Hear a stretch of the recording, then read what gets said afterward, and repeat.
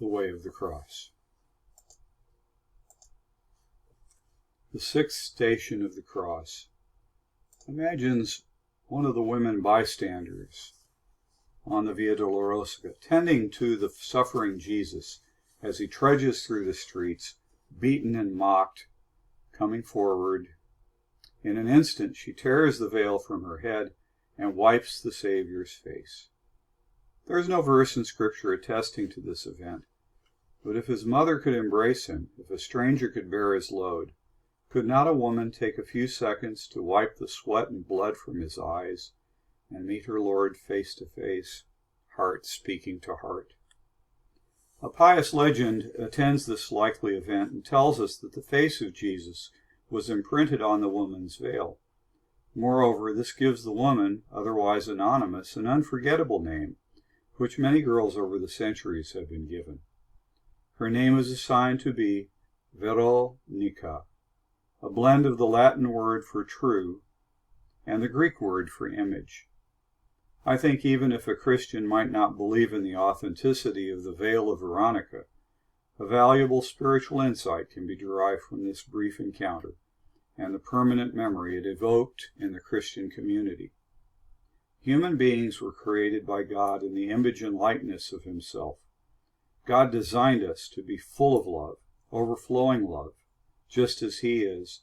He exemplifies that agape love. Jesus, Son of God, became Son of Mary, truly human, truly divine, in order to pour Himself out in teaching, healing, suffering, and dying so that we could be saved. As Athanasius said many times, God became human so that humans could become divine, adopted children of the Father. So what do we do in response to this unsurpassed, self-sacrificial gift? Jesus calls us to follow Him, that is, to act selflessly in our word, as He did in His world. Paul refers to our becoming other Christs, inasmuch as we conform ourselves to Jesus, as we take on His image, we follow His call to discipleship. One clear teaching that rings in our memories is given to us in Matthew's Gospel.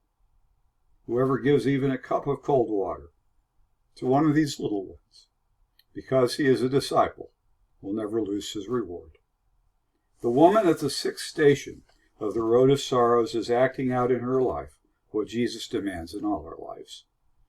We can say about her and about anyone who acted out of empathy for Christ on that day of our salvation what Jesus said about the woman who anointed Him at Bethany.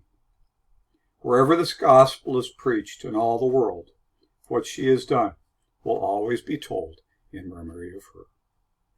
Whatever be the historicity of this moment, the story continues to speak to Christians to this day and serves as a vivid reminder to us who want to be like Christ that we must give special care to the oppressed, the marginalized, the victims of war and unjust injury and murder.